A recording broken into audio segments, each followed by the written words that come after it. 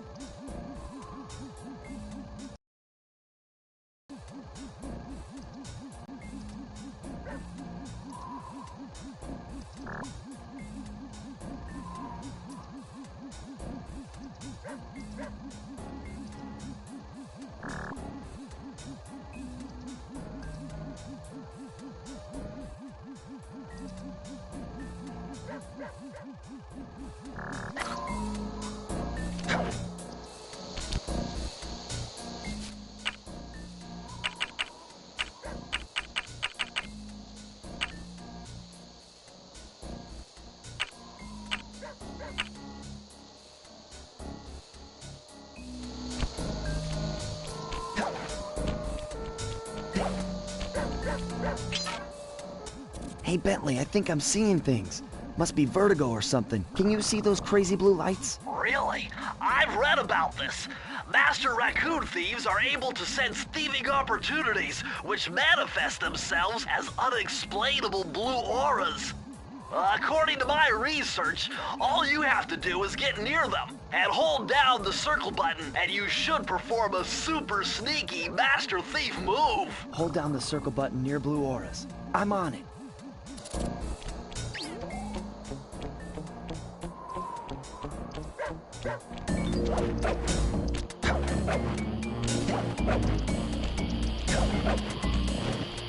Try hitting the square button to break things.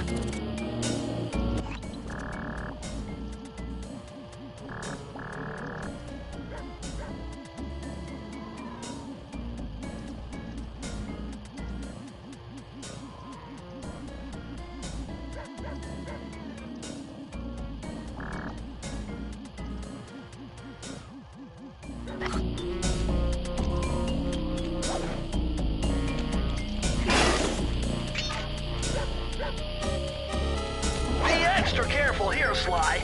Break one of those laser beams and you'll set off the alarms.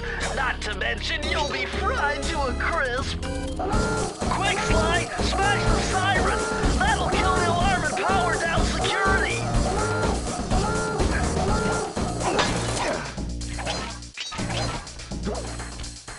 Nice job, you're in. Inspector Carmelita Fox's office is behind the red door.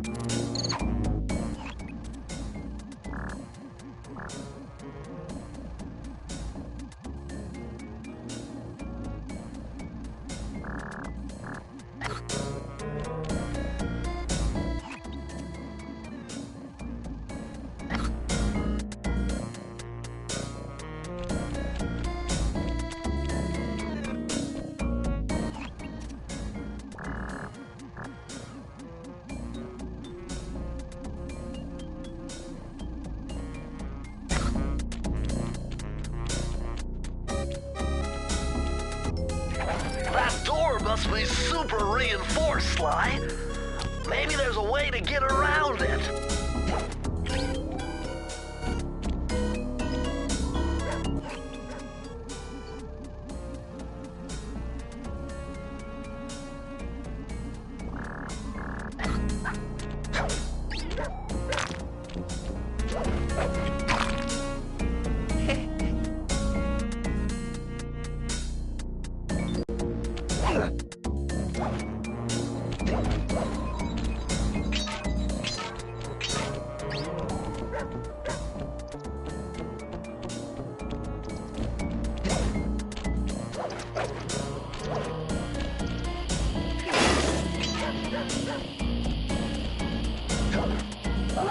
Quick, Sly!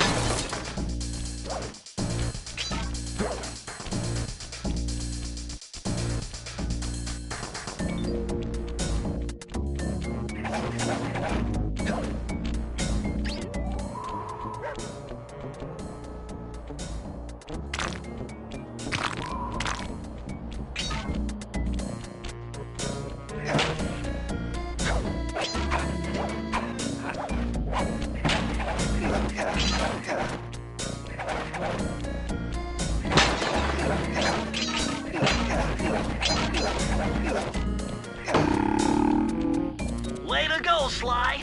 This is where Inspector Carmelita Fox stashes all her important files.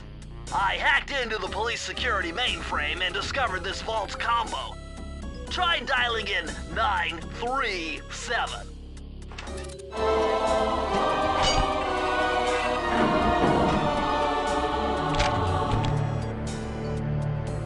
Nice job! You got it! If you come down through the fire escape and head through the parking lot, we'll be waiting in the getaway van.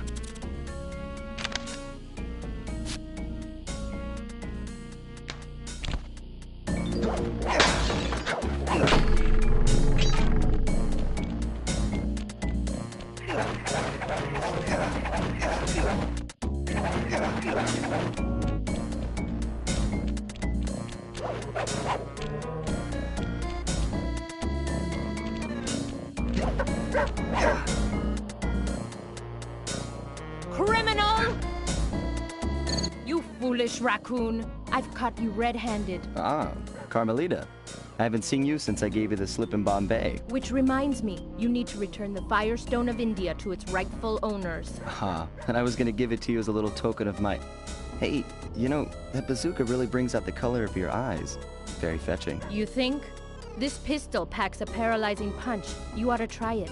Might snap you out of your crime spree. And give up our little rendezvous? Plenty of time for that once you're safely behind bars. Love to stick around and chat, but I just dropped by to pick up this case file. I think you've had it long enough.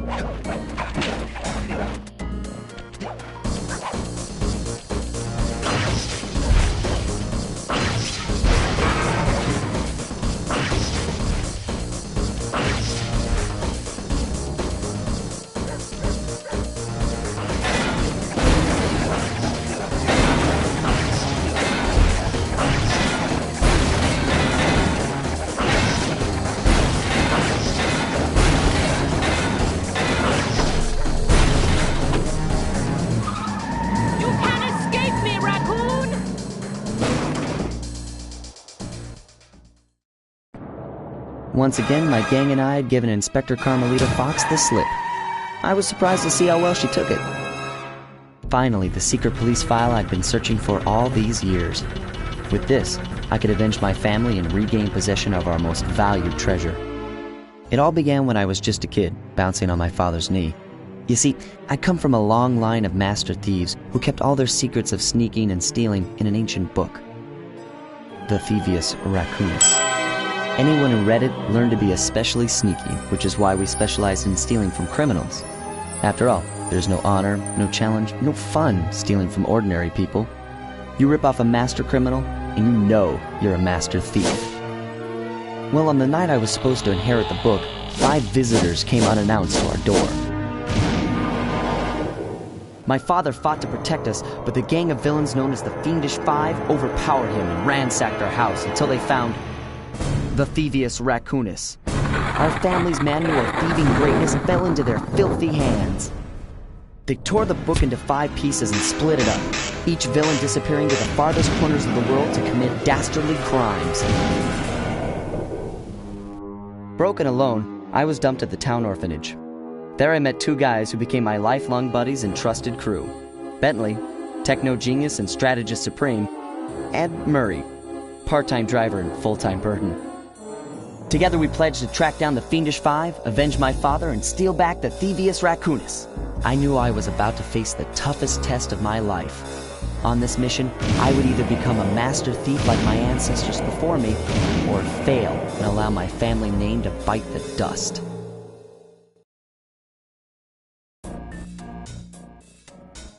That was a nice piece of work back there at police headquarters, Sly. Come see me if you want to check out any of your old movies. I've got them all here on my computer.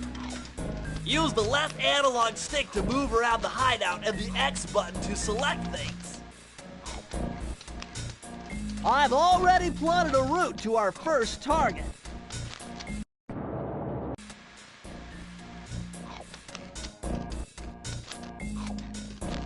Oh! You want... one?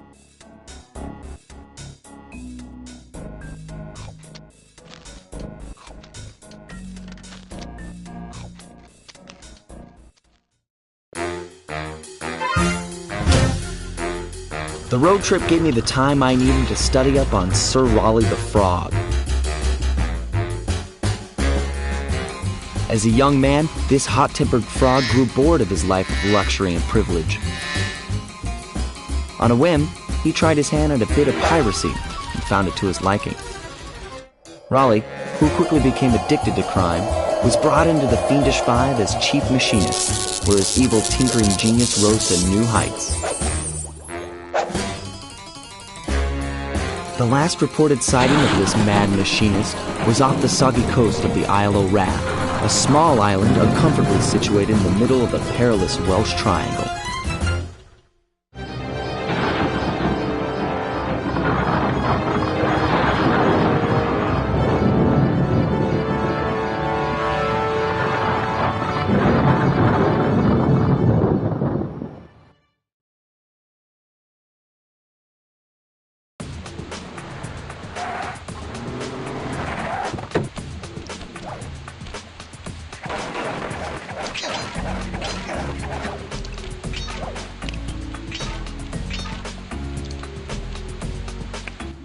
Hey, Sly! I just spotted something that's going to complicate the mission. See that nasty-looking gate? It blocks the only road leading into Raleigh's hideout. No problem. I'll just use my climb move.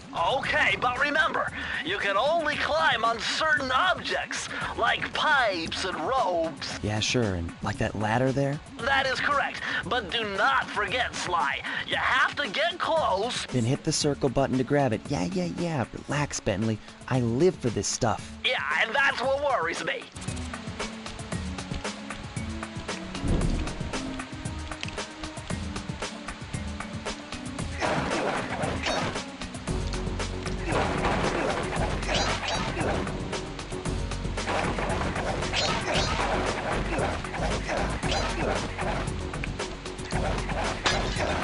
Now this is very interesting.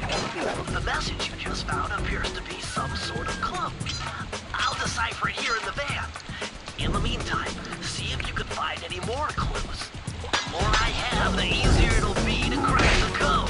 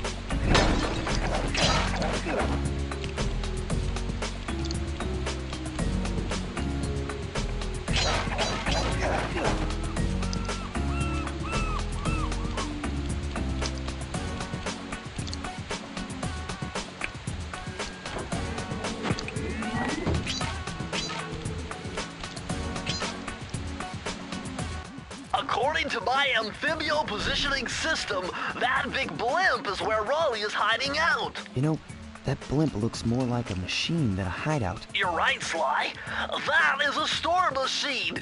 It's the reason why it never stops raining around here. That explains all the wrecked ships. But why would Raleigh want bad weather at his own hideout 24/7? Beats me. But rain or shine, I'm gonna steal my family's book back. And if Raleigh gets in my way, it's on.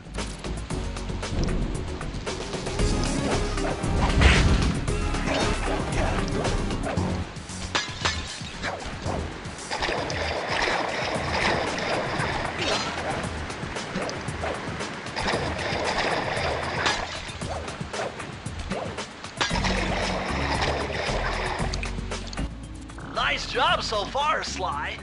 To get over the next gate, you'll need to grab onto this hook using your cane. Just jump and hit the circle button. Got it. Jump and hit the circle button to grab onto hooks.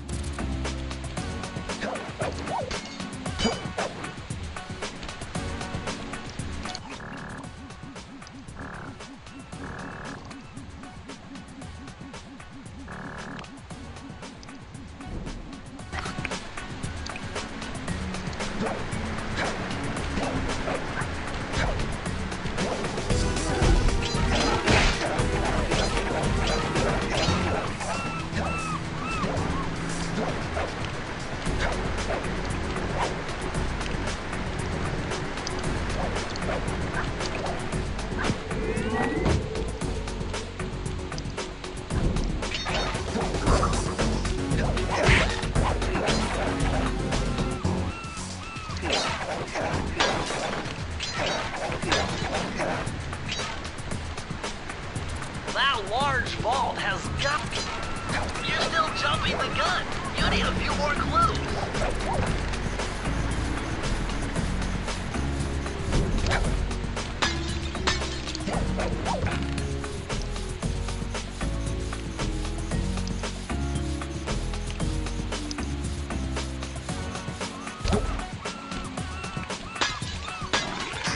You found it, Sly!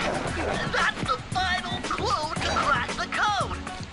Now find that vault and I'll give you the instructions to open it! Press the circle to enter the vault code. The clues have led me to believe that the code for this vault is 792.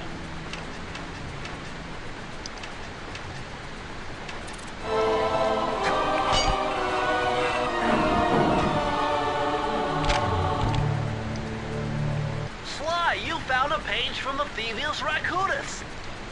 This page teaches old Drake Cooper's fast attack dive move.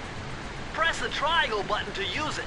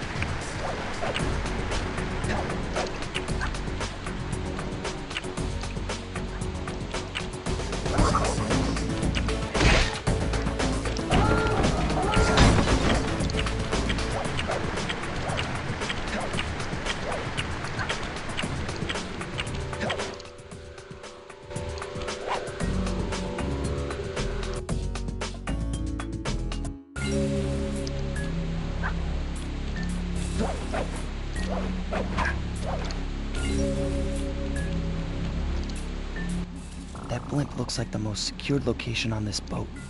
If Raleigh's really as smart as his police files suggest, then that's where I'll find him. Wonderful idea, but your plan is flawed. Why? Because it's impossible to get near him. To access Raleigh's blimp, you would have to sneak through that high-voltage power tube. To do that without getting electrocuted, you'd have to destroy that power generator. And to do that, you'd need 2 more of Raleigh's treasure keys, which are heavily guarded. Interesting. So when are you gonna get to the impossible part? Fine.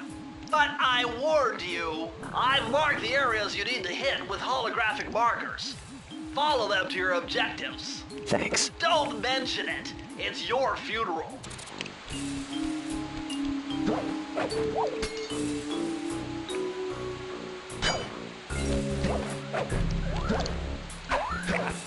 Wow, you found a lucky charm.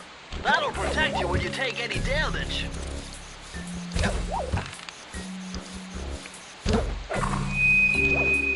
I see, chaps. My heartiest congratulations to you all. The storm machine has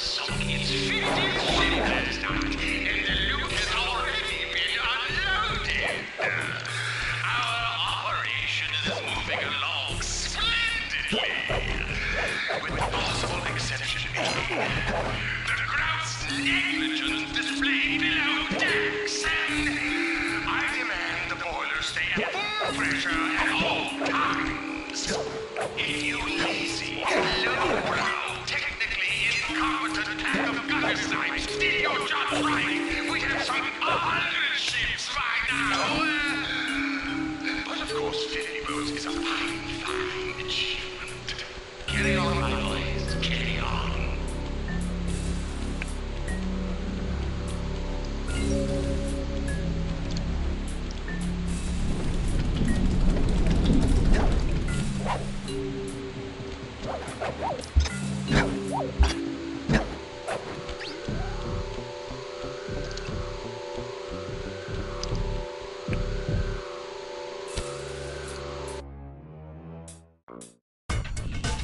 Temperature's reading way off the charts in here. This must be the power source for the storm machine.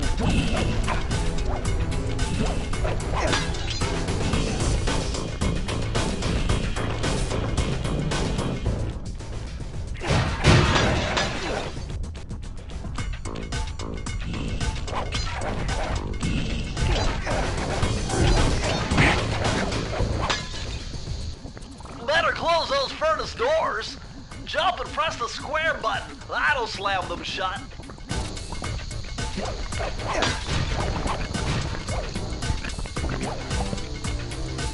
Sly, see that machine wheel? If my knowledge of mechanical engineering serves me right, applying significant rotational torque to achieve maximum velocity will yield a positive result. You mean something good might happen if I can get the wheel to spin fast enough? Isn't that what I just said?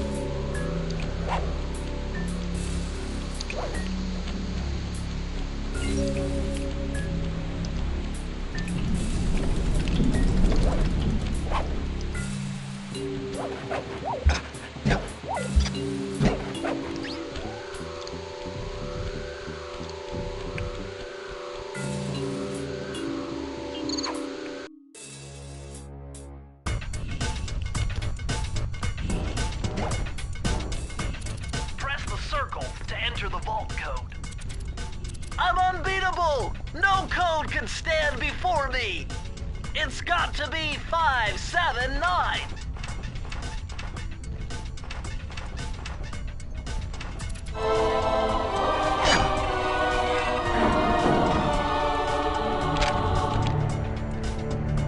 Interesting. Old Sally Cooper's fast getaway raccoon roll. Stories claim she can move faster rolling than anyone else could on the run. Hold down the triangle button to use this move. Switch between your power-ups using L2 and R2.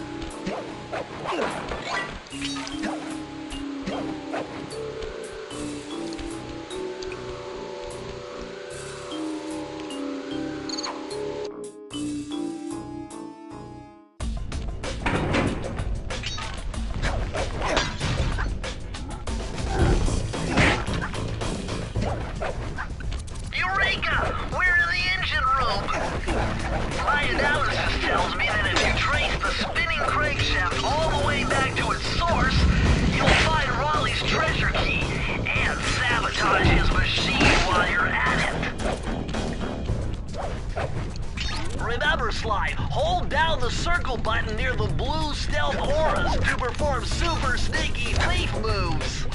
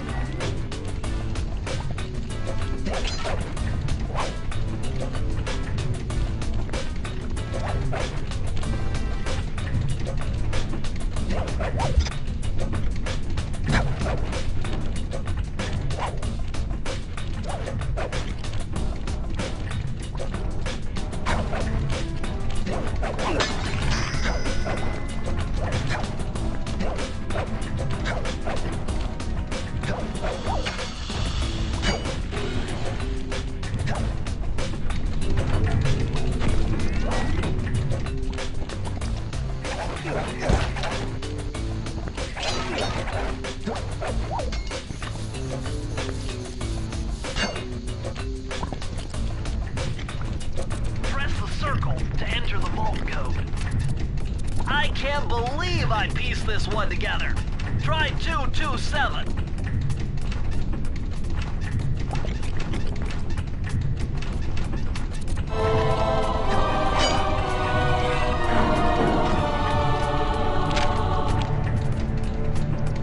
These are the blueprints of Raleigh's entire operation. I wonder... Yes! I can wire this info directly into your binocucom. It'll show you the position of nearby clues and breakable objects.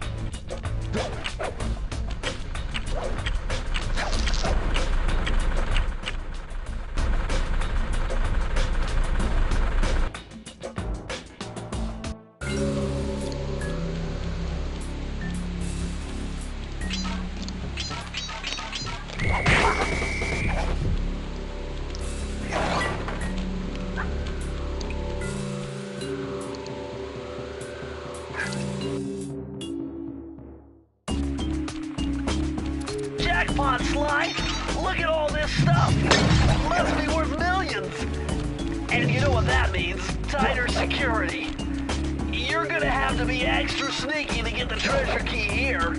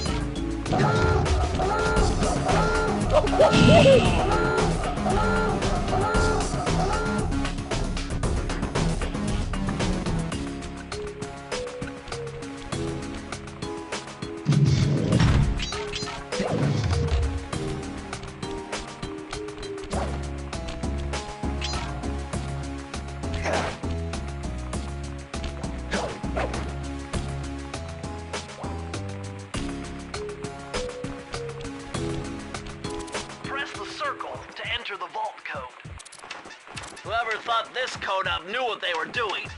Dial in 436.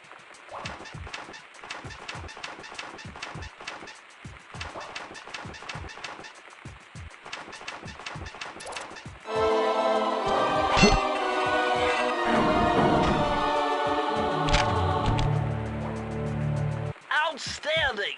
Another page from the Thieveous Raccoon Raccoonus. This one features Dev Cooperenda's slow motion jumps. He used this to get by all kinds of airborne threats.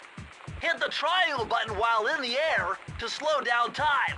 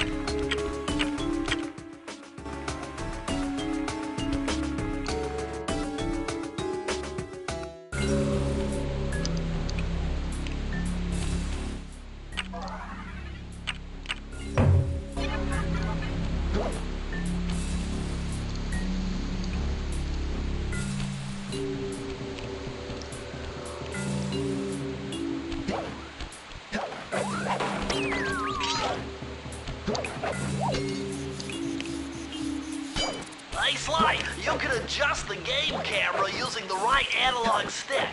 And to bring the camera behind you, click it.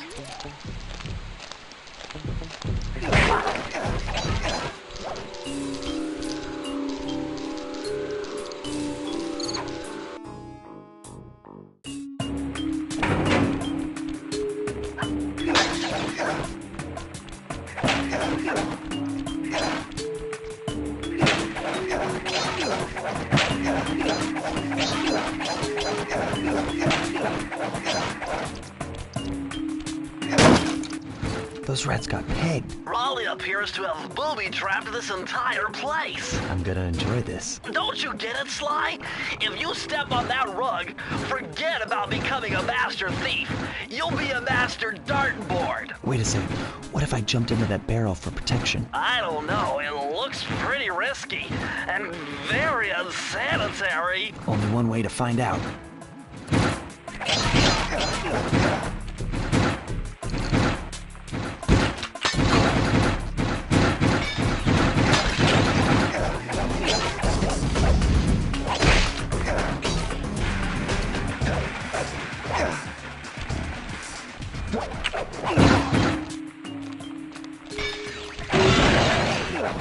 So far, so good. I bet if you stayed still inside inside the barrel, the guard won't be able to see you, even if he shines his flashlight on you.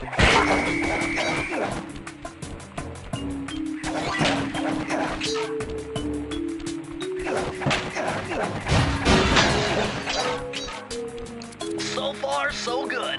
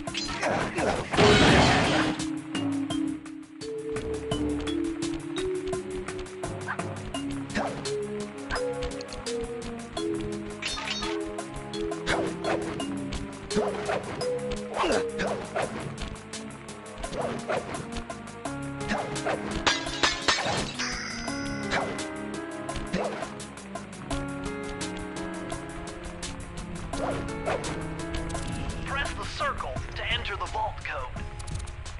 With the help of a straight edge and compass, the answer was simple. Dial in 242.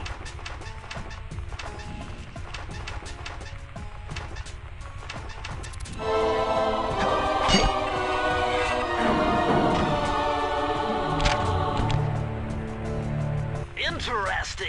Chris Cooper's dive collection technique. This move is an extension of the dive move you already know.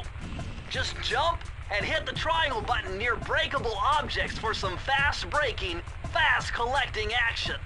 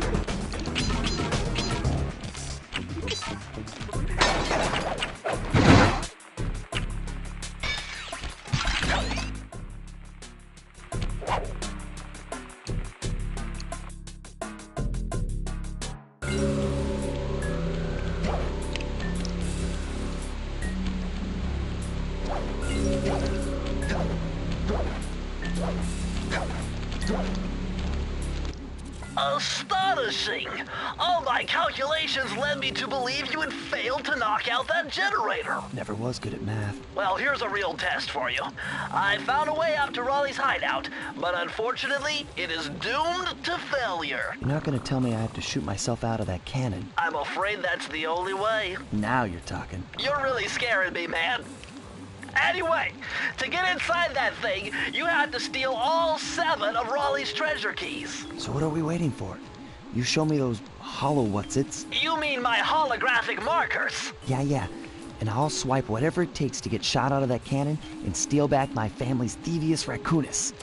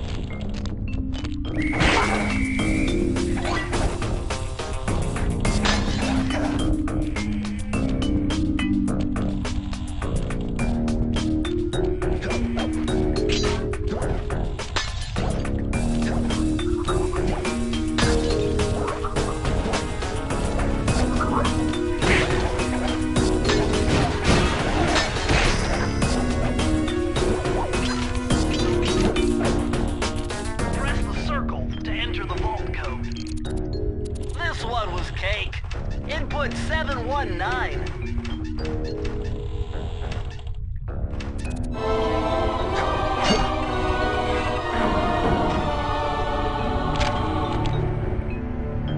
Oh, you're lucky, Sly. This page features Karen Cooper-Giwa's coin magnet technique. All she had to do was stand near money, and it would magically jump into her purse. From now on, you'll automatically collect any coins you come near.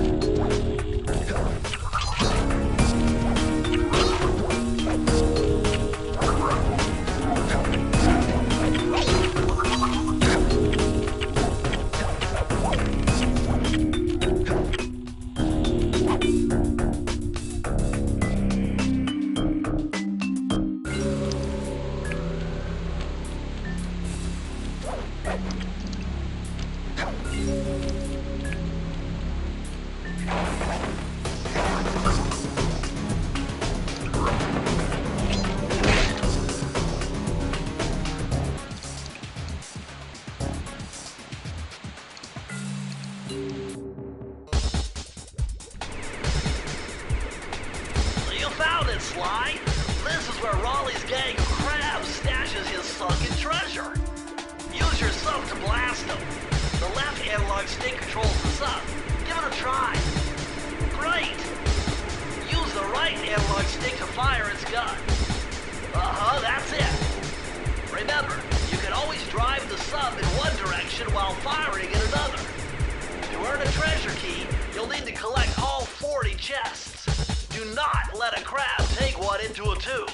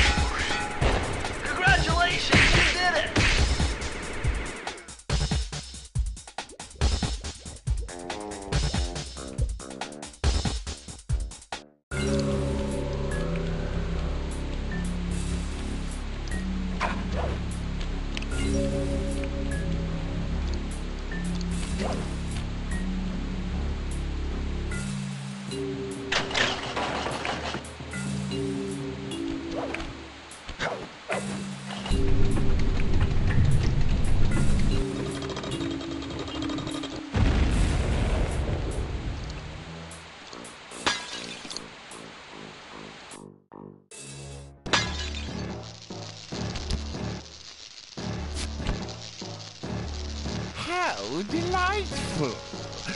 We have a guest. The only thing is, I hate unexpected guests! Listen, Raleigh, wipe up my family and steal what's mine? You better expect company. Oh, I'm ever so sorry. How sloppy of me not to finish the job. Obviously, we should have snuffed you out as well. So, without further ado, let me recommend my exploding to gargantuan size and squashing you like the insignificant bug that you are! Bring it on.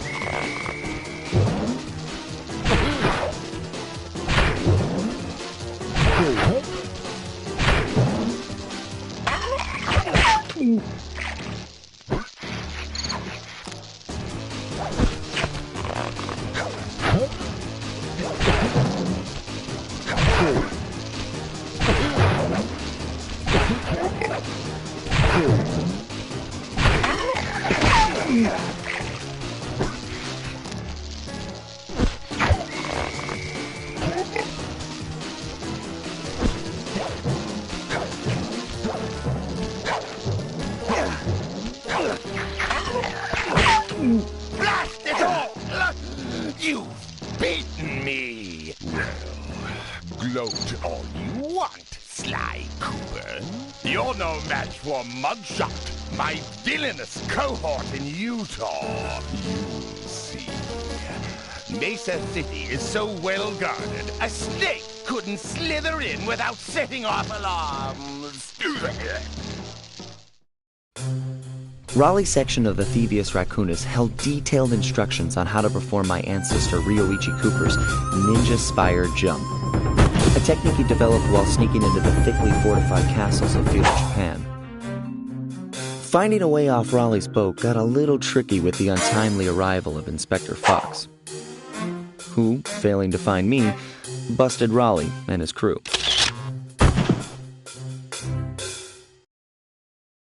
With the storm machine out of commission, boats found their way back onto the ocean, and the mystery of the Welsh Triangle faded from memory.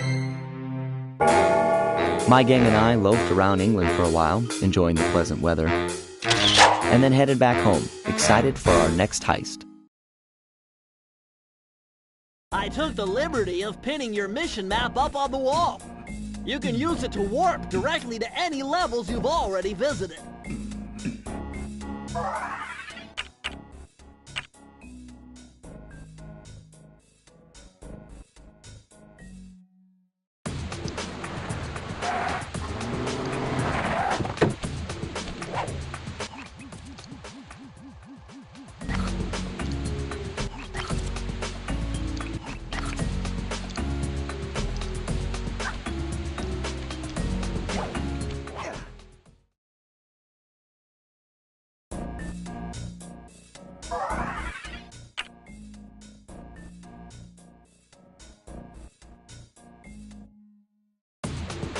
So this is the approach leading into Raleigh's Storm Machine boat, and this is one of the first levels of the game we made, and it has been gone over and over and over, and as the characters changed, as his jump length changed and jump height changed, this level got changed too. Right. And it's also sort of like the test bed for the lighting, right? Tokyo, you did all the lighting in the game. Right. What kind of stuff was going through your head when you were making this level? Before I do any lighting, the artist, me and included other artists, we trying to get the right color palettes, you know, get the right mood of the time. The main goal that I was trying to do for this game was not making it too dark, but you still get the sense that you're at the nighttime. Is it hard to do to kind of get a versatile set of colors going on to represent night, Right. but not be kind of Las Vegas-y? Right. As you can see the game right now, you have tealish shadow all over. That is our shadow. Most of the game uses black as the shadow, but we have different lighting that can make the shadow. We can choose the color shadow. We can make it pink, blue, whatever color, and we can give the intensity and stuff like that. So it's just a lot of time consuming just trying which shadow works the best with these textures. That was the most time consuming was with the textures. Does it works well with the blue? You know, if it doesn't, then we slightly change the saturations or the colors of the textures. We did a lot of process on those in this level. How many times do you reckon you went through this level and relit it? Maybe more than 30 times. Whoa. Yeah.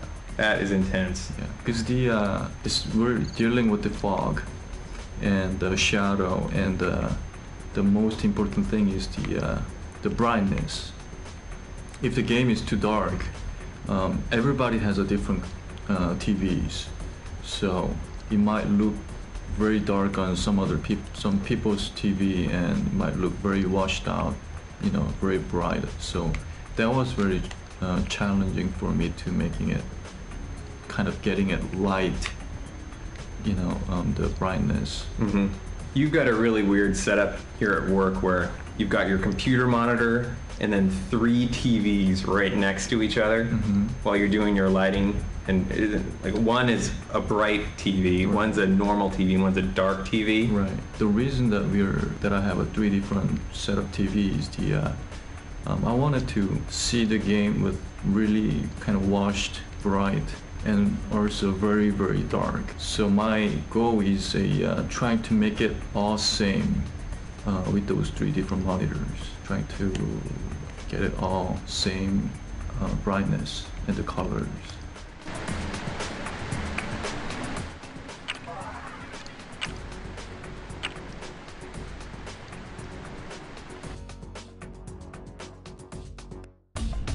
You may be saying this level is large, but it is actually a third of the size of the original level. The original concept behind the original NPCs was to tie them to Alice in Wonderland. What was challenging in lighting this level, Okio? You have fire in here, you have multi-levels. You have lasers. Yep. Okay, the hardest thing for this level was the you have 2 different kind of a set of mood. One is very cold. You start with cold, and at the end you get hot. So we have like we can only use 1 fog in this level, with actually for every level. So choosing the right color of the fog was very difficult to stay kind of same. I mean, Keep it consistent with the other levels. right. Right. Just having that progression from cool to warm from the very start. Yeah. Wasn't there an octopus, or was that in a long, long time ago? That was in a long, long time ago for this level. The tentacles were there behind. It was behind. It was behind. We were the very door. sad when it was removed. Yeah. It was quite It's a large. sad day. It was a huge octopus head, and you got to knock its eyeballs out of its sockets, and knock its teeth out of its And its eyes head. looked at you. Yeah. Yeah.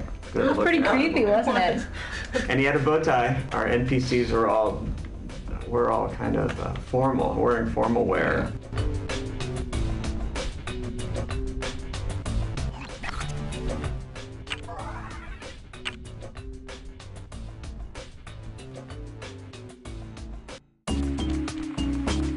After doing the crankshaft level, we decided that it would be impossible to finish this game with levels that are that size.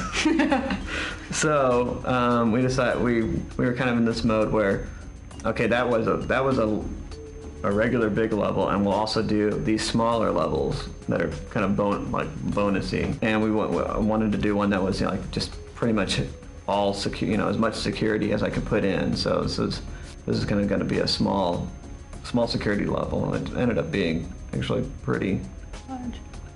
Good, great size. a good size.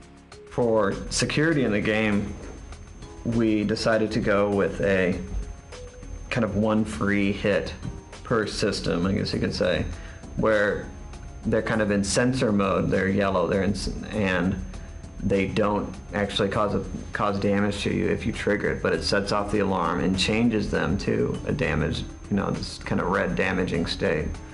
And we primarily did that, you know, for inexperienced players to give them an extra, you know, an extra chance to get through, instead of just burning and just hurting them every time. And also because we like the idea of you running around while the alarms are blaring, and it's loud, it's a little disorienting. It's something, if it immediately burned you, a lot of people would probably, you know, like die then and wouldn't get that experience of running around while the alarms are blaring. So we thought that was a good thing. So we switched to the kind of 1 free hit, I guess, per system. We were under really tight constraints, the challenges of creating this environment. One of our best traits is that we have a great way of communicating. So between the designer, modeler, and texturist, we made sure that whatever we were creating could get done in the time we had available. We really adjusted when we had to. We adjusted things in the model to work for gameplay.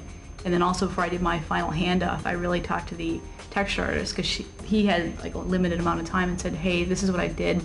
You know, I really tried to model it toward him being able to texture it in a fast period of time and also look great. So it was really great. We really talked about, and we learned a lot about our game designer process through this. After this, Rob started doing almost all the elevation final, doing any turns, adding any elevation changes, and so it really helped the whole process along the way. And this is also I think our last level that had split collision versus what you see on screen versus what you, like, kind of the physics that you're running around on. So this really was A transition. a transition from how we did levels and it was. I think it really helped us get in a position where we could finish the game. Yeah, it's totally true. We can do stuff fast, yeah.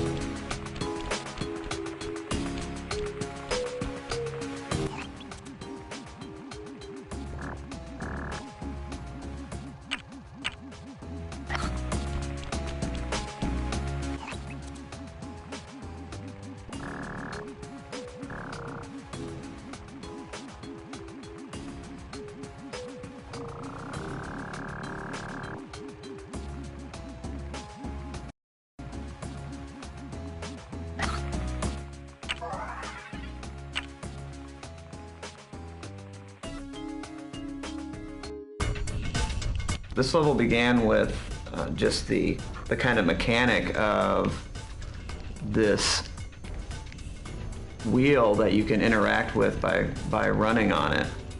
And it's kind of one of the few more puzzly kind of elements in the game where it's, you know, when you walk up to this thing, it's not completely straightforward what you're supposed to do. Yeah, it's not immediately obvious what that wheel is used for.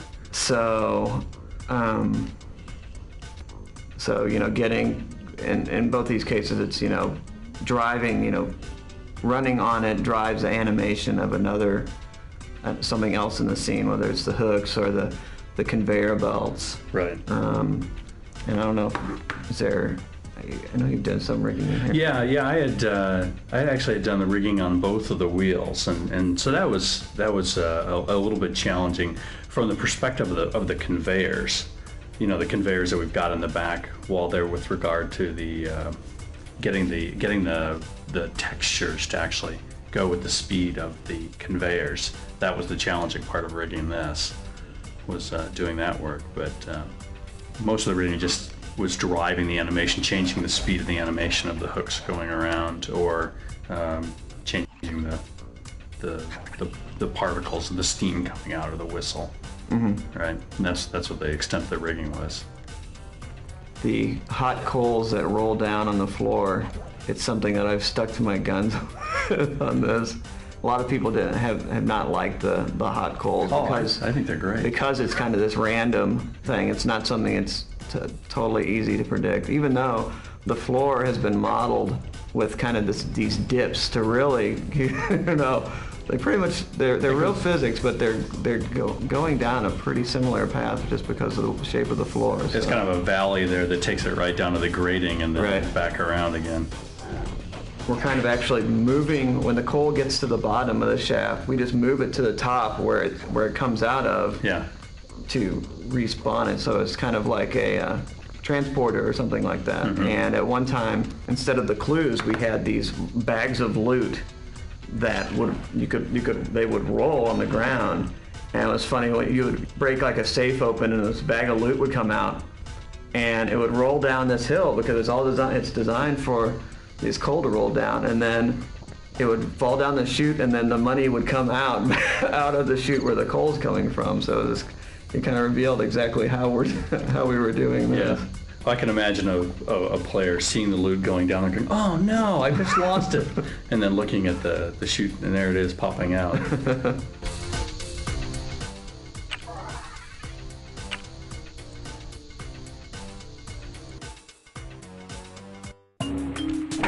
This is another one of these levels where actually the key is available right at the beginning. You can see where it is. It's a little small, but still the key is right on this ledge, very, very close to that main, that first elevator when you go in. And so you're going to end up going into the level and coming all the way back out on a different level.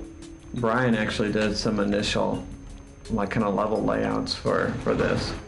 Yes. And that's what got me started in the kind of really double-deckering Yes. the game path in here. And we did that in other places too, but this was like the first where we really did a serious double-decker, different types of kind of challenges on the top and the bottom. And right. And Hoagie also did on the texture maps for all the NPCs. Kind of, you really unified their kind of visual style in a really good way. The main problem for our levels, I mean, my goal is to making it not dark, but give it the night sense. Especially like this level is the interior, but you still get the night light. So it was pretty difficult for me to do the lighting at first. Was there? I know we've changed lighting models. 3 times? 3 times. Right. So each time you got to learn the new tricks of the new lights and then change all those out. Right. That was kind of difficult at first, learning through the new lighting system. But it really helped the visual since we have the shadow. Most of the game doesn't have the shadow system, so shadow turns to just a black. They cannot make it to the color, and thanks to our programmers that made it happen. When you collect the key on this level or any of the other levels, you'll notice that the background kind of completely goes dark, and we kind of go into this letterbox and show you this animation of Sly picking the key, and it's kind of funny. We use this alternate lighting model to darken everything else at this very base level. It was a weird kind of just hack feature I put in to just darken everything. But then you have to say, well, I don't want to darken Sly because he's the one collecting the key. So Sly is actually marked as like, don't darken me, but he's the only thing in the whole game that's marked that way. Oh, and the key is marked as don't darken me. But everything else in the game gets darkened by this alternate lighting model when you collect your keys.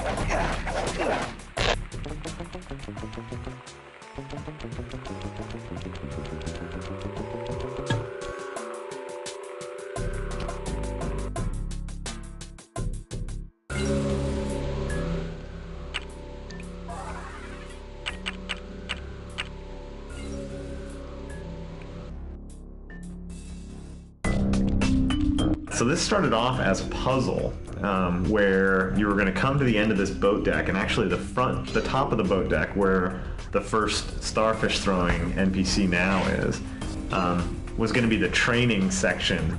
And the idea was going to be that there was going to be invisible lasers all over this area, and you were going to have to spray something into the ahead of you to expose the beams, either smoke or frost or something in front of you. And so it was actually laid out very rectangularly, and there were all these things to jump on, these floating platforms to jump on, and you had to kind of, each time you did a jump, you had to kind of look around you for the invisible lasers and then make your next jump. And as we backed away from the puzzly, slower gameplay, that was the first idea that went away. Yeah. So then what came? Well, there was also the idea of once you got to the rear set of the buoys that floated on the water, that there was a giant fish that was sitting below you. Oh yeah, the giant fish. And he was the one that paced you and made you want to move forward faster and get through the level, or otherwise he'd come up and gobble you up. Yeah, so the giant fish, he got cut. Giant fish got cut. We definitely learned a thing or two about physics engines in games. How the predictability of something animated over relying on the physics engine to work itself out is usually... Yeah, the physics engine tends to work well in really clean, isolated situations, or in shrapnel, or in other situations where you want good-looking sort of ambient animation, but not as good for stuff that has to work 100% of the time, super predictably. And then I think environmentally, I think this was one of our first levels that really had a good kind of, I don't know, misty, really rich kind of textured feel to it. You know, the fire on the side, which you can see from outside, and the approach even. All the, like, the moss hanging off of everything, and just kind of... Yeah, a lot of really... So this started off as a puzzle, where you're going to come to the end of this boat deck, and actually the top of the boat deck where the first starfish throwing NPC now is,